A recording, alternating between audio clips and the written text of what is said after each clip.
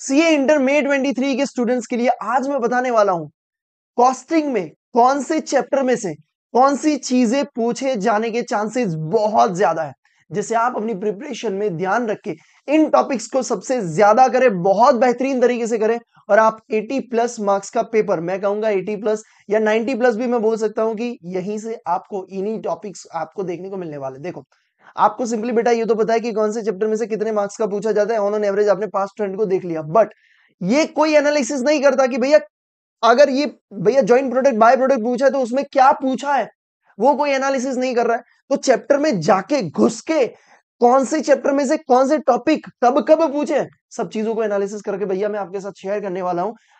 लगभग 80% चैप्टर में से कौन सा टॉपिक पूछे जाने के बहुत ज्यादा चांसेस है, वो मैं आपको बताने वाला हूं। मेरा नाम है सीए प्रतीक ठक्कर, आगे मैंने टेक्स्ट का अपलोड कर दिया है, बाकी सब्जेक्ट का ग्रुप 1 एंड ग्रुप 2 दोनों का आ जाएगा, तो चैनल को सब्सक्राइब जरूर से कर लीजिए। एंड एक और चीज, मैंने अराउंड 80 क्वेश्चंस सीए इंटर के ग्रुप 1 एंड ग्रुप 2 के लिए अराउंड 80 क्वेश्चंस ऐसे दे दिए हैं जिसमें से आपको 70 टू 80 मार्क्स का पूरा पेपर वहां से आपको देखने को मिल सकता है। तो वो क्वेश्चंस आप जरूर से करिएगा, ठीक है। तो अगर आप वो क्वेश्चंस करते हो, देखो काफी सारे स्टूडेंट्स को डाउट होगा कि क्या भैया आपने जो क्वेश्चन दिए अगर वही क्वेश्चन हम करेंगे, अभी सिर्फ वही क्वेश्चन करेंगे तो क्या इनफ है पास होने के लिए? यस बेटा, आप आराम से निकल सकते हो, ठीक है। तो काफी सारे स्टूडेंट्स को होगा कि भैया वो कहाँ पे है, कैसे अपने को चाहिए, अगर हमको चाहिए तो हम क्या करें। अगर आपको चाहिए तो आप इस नंबर पे मुझे व्हाट्सअप कर सकते हो। ऑब्वियसली पेड बेटा, इतना डिटेल में घुस घुस के एनालिसिस करके क्वेश्चंस को सिलेक्ट किए, क्या क्या चीजें ट्विस्ट पूछ सकते हैं, सब चीजों को एनालिसिस करने में बहुत मेहनत लगती है, दिन रात की मेहनत लगी है। ऑब्वियसली पेड है, बहुत मिनिमम प्राइस रखा है और अभी तो डिस्काउंट भी काफी अच्छा चल रहा है क्योंकि एग्जाम नजदीक है, तो आप जरूर से उसे परचेज कर सकते हो। ऐसा ना हो कि रिजल्ट के दिन ऐसा रिग्रेट फील हो कि यार सामने नंबर था, व्हाट्सएप भी ओपन किया था, बस मैसेज नहीं कर पाया, काश वो मैसेज कर दिया होता और एक्सेस ले लिया होता इंपोर्टेंट क्वेश्चंस का, तो आज बात कुछ अलग होती। तो ऐसा नहीं होना चाहिए, ठीक है। तो लेट्स बिगिन बेटा, शुरुआत करते हैं। कॉस्ट में मैं आपको बताता हूँ और ये टॉपिक्स को देखने के बाद एग्जाम का पेपर खत्म होने के बाद, मतलब एग्जाम आपकी खत्म हो जाए उसके बाद इस वीडियो को फिर से ओपन करना, मैच कर लेना और भैया थैंक यू लिख के जाना, ठीक है। बस आ जाओ, शुरुआत करते बेटा। अभी हम बात कर रहे हैं यहाँ पे कॉस्टिंग के बारे में, कौन से चैप्टर में से क्या क्या चीजें आपको पूछे जाने के बहुत ज्यादा चांसेस है।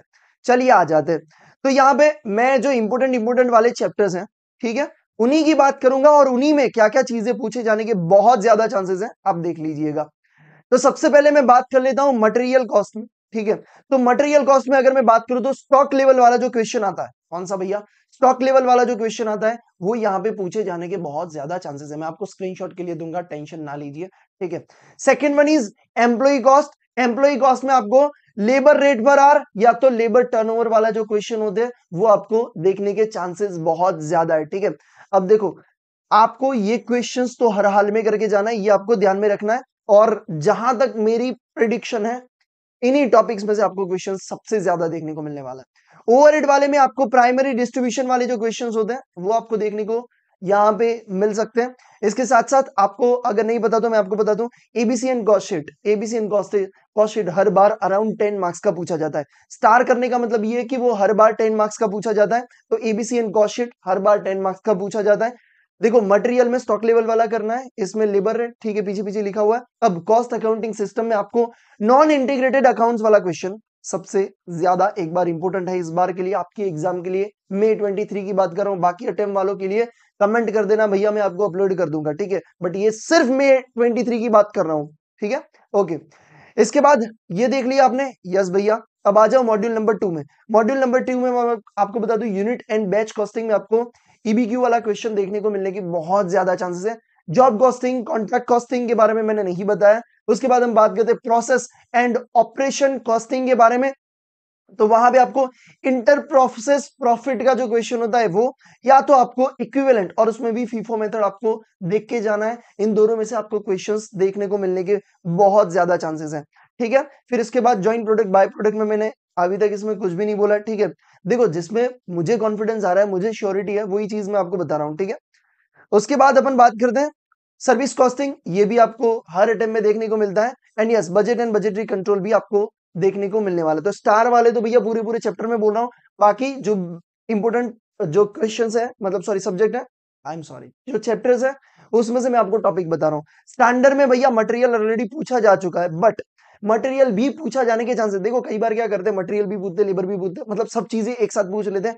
8 मार्क्स का 6 मार्क्स का पूछा और सबका एक या टोटल वाला जो होता है ना वो दे दिया, तो वो आपको कैलकुलेट करना होता है। बट यहाँ पे ज्यादा जो चांसेस है वो लेबर एंड फिक्स ओवरहेड के हैं, और उसमें भी फिक्स ओवरहेड में मैंने स्टार्ट किया, मतलब फिक्स ओवरहेड में और भी ज्यादा चांसेस है, लेबर से भी ज्यादा मैं अगर बोलूँ तो वो वाला करके ही जाने का है आपको, ठीक है।